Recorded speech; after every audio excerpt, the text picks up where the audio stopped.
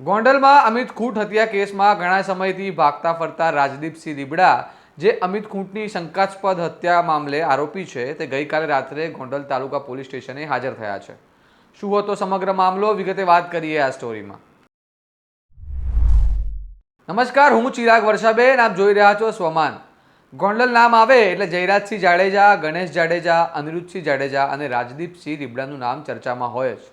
તેવી જ એક ઘટના એટલે રીબડાના પટેલ યુવાન અમિત ખૂંટ સામે રાજકોટમાં સગીરા પર દુષ્કર્મના આરોપ સાથે ગુનો નોંધવામાં આવ્યો હતો।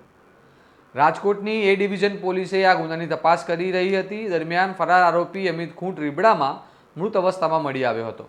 અમિત ખૂંટનો મૃતદેહ રીબડામાં આવેલા એક ખેતરના વૃક્ષ પર ગળા ફાંસો ખાધેલી હાલતમાં લટકતો હોય મામલો પોલીસ સુધી પહોંચ્યો હતો અને ગોંડલ પોલીસની એન્ટ્રી આ વિવાદિત કેસમાં થઈ।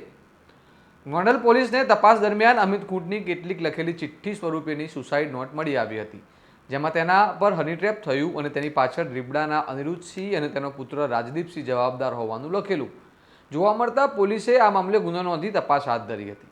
આ બધી કાર્યવાહી દરમિયાન અનિરુદ્ધસિંહ અને રાજદીપસિંહ ફરાર થઈ ગયા હતા, જેમાં રાજદીપસિંહ જે ઘણા સમયથી વોન્ટેડ હતો તેણે ગઈકાલે રાત્રે 11 વાગે ગોંડલ તાલુકા પોલીસ સ્ટેશનમાં સરેન્ડર કર્યું છે। અમારા સૂત્રો મુજબ હાલ તેને જેતપુર તપાસ માટે લઈ જવામાં આવ્યો છે। જુઓ આ મામલે પોલીસે શું કહ્યું। અમિત ખૂંટવાળા કેસમાં ગઈકાલે રાત્રે રાજદીપસિંહ ગોંડલ તાલુકા પોલીસ સ્ટેશન ખાતે સરેન્ડર કરતા તેઓને ધોરણસર ધરપકડ કરવામાં આવેલી છે અને આ ગુનાની તપાસ જેતપુર સિટી પીઆઈ એડી પરમાર ચલાવી રહ્યા છે અને રાત્રે પણ પૂછપરછ કરવામાં આવી હતી અને હાલે પણ આ ગુનાના સંબંધિત પૂછપરછ ચાલુ છે।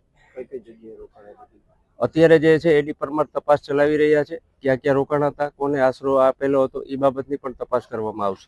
ગોંડલમાં ખૂબ ચર્ચિત આ કેસમાં રાજદીપસિંહ રીબડાનું હાજર થવું તે પોલીસને ઘણા ખુલાસાઓ કરવામાં સફળતા મળી શકે છે। પોલીસ ઘણા સમયથી જેની શોધમાં હતી તે જાતે જ આવીને હાજર થાય તે પણ પોલીસ પર ઘણા સવાલો ઊભા કરે છે। કેમ અત્યાર સુધી પોલીસે તેને શોધવામાં નિષ્ફળ રહી હશે। આ મામલે બીજા આરોપી અનિરુદ્ધસિંહ જાડેજા હાલ પોપટ સુરતીયા હત્યા મામલે જૂનાગઢ જેલમાં બંધ છે।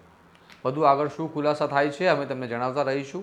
તમને આ વિડીયો પસંદ આવ્યો હોય તો આ વિડીયોને વધુમાં વધુ શેર કરો અને આપને પણ જો આવા વિશ્લેષણવાળા સમાચાર પસંદ હોય તો સોમાનની ચેનલને સબસ્ક્રાઈબ કરવાનું ભૂલતા નહીં અને જોતા રહો તમારું સ્વમાન।